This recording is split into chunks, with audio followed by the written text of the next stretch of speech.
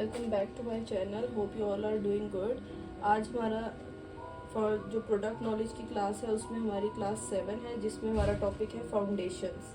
तो जब तक आपको पता नहीं होगा फाउंडेशन है क्या, तो उसका कोई यूज़लेस है कि हमने अच्छे तरीके से यूज़ कैसे करनी है, जिसकी वजह से बेस फटती है। काफ़ी छोटे छोटे कॉमन पॉइंट्स होते हैं जिसको आप इग्नोर कर देते हो।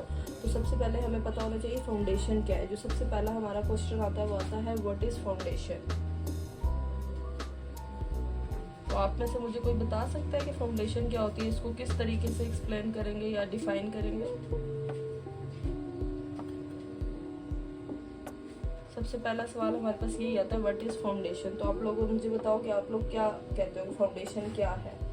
आप लोगों ने कमेंट्स में बताना है मुझे। तो मैं आपको यहाँ पे लिखवा भी देती हूँ जिसपे आपने नोट्स अपने बनाने हैं, ताकि आपको पता होना चाहिए कि जिस बारे में हम बात कर रहे हैं वो चीज़ क्या है। ठीक है, foundation is a cosmetic product.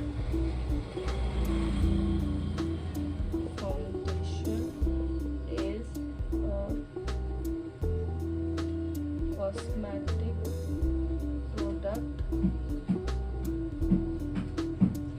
applied to the face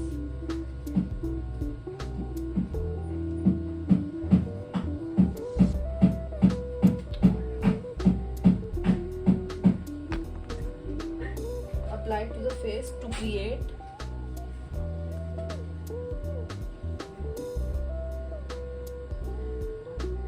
an even complexion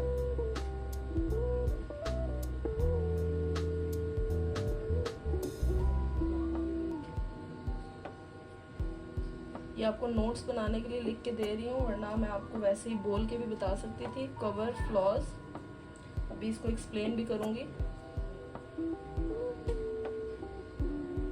ठीक है, आपने ये लिख देना। अब इसका मतलब क्या है, मैंने जो ये वर्ड लिखा है, ये जो लाइंस लिखी हैं व्हाट इज फाउंडेशन, तो मैंने आगे लिखा foundation is a cosmetic product applied to the face to create an even complexion cover flaws. अगर हमारे जैसे हमने लास्ट क्लास में कलर करेक्शन की क्लास ली थी, क्लास 6, अगर जिसने नहीं देखी वो जाके देख ले।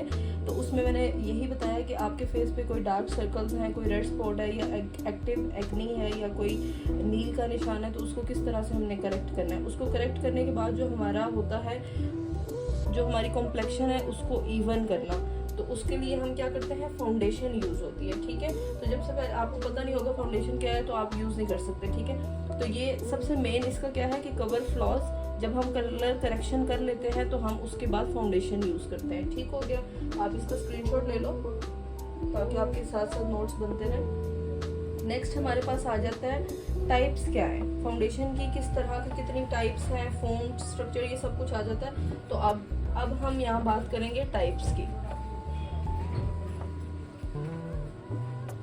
कितने टाइप्स के फाउंडेशन होते हैं मार्केट में, बहुत ज़्यादा फाउंडेशन, और आपको अपनी स्किन के साथ पता ही नहीं चलता आपने लेनी कौन सी है। ठीक हो गया, अब हम यहाँ पे बात करेंगे टाइप्स की। हमारे पास टाइप्स कौन कौन सी आ जाती हैं। ठीक है, सबसे पहले जो आजकल जो बहुत ज़्यादा चल रही है, ट्रेंड में भी है, तो पहले तो नहीं थी इतनी, लेकिन अब जितनी ट्रेंड में है वो है liquid foundation. College going girls होती हैं वो आजकल प्रेफर भी यही करी है, हम लिक्विड फाउंडेशन लगाएं। ठीक है, अब इसका जो है लिक्विड फाउंडेशन का क्यों यूज़ ज़्यादा हो रहा है, आप में से कौन बता सकता है कि हम लिक्विड फाउंडेशन क्यों यूज़ करते हैं। इसका जो टेक्सचर होता है ना वो लिक्विड फॉर्म में होता है, जिससे इसका नाम निकला है। फ्लूइड सा होता है, इजीली क्या हो जाएगा, ब्लेंड हो जाता है। तो इसका काम सबसे पहले क्या है, fluid, easy to blend,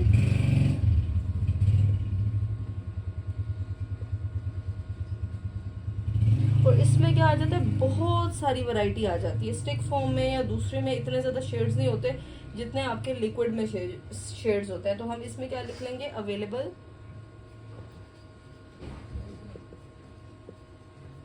in a wide range of finishes.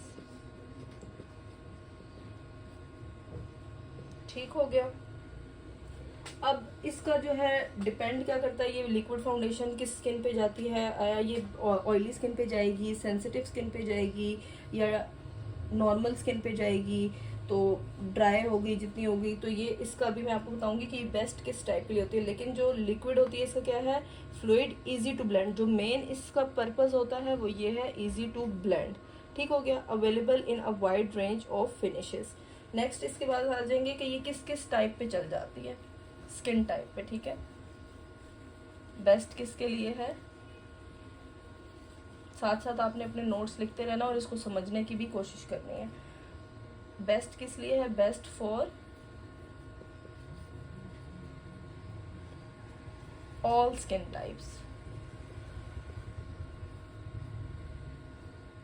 Depending on formula.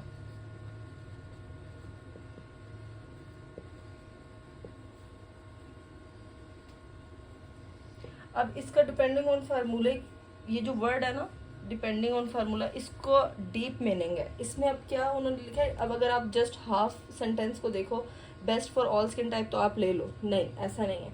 आपने डिपेंडिंग ऑन फार्मूला इस चीज़ पे फोकस करना है कि आपने इसकी फॉर्मुलेशन जो है सबसे पहले वो पढ़नी है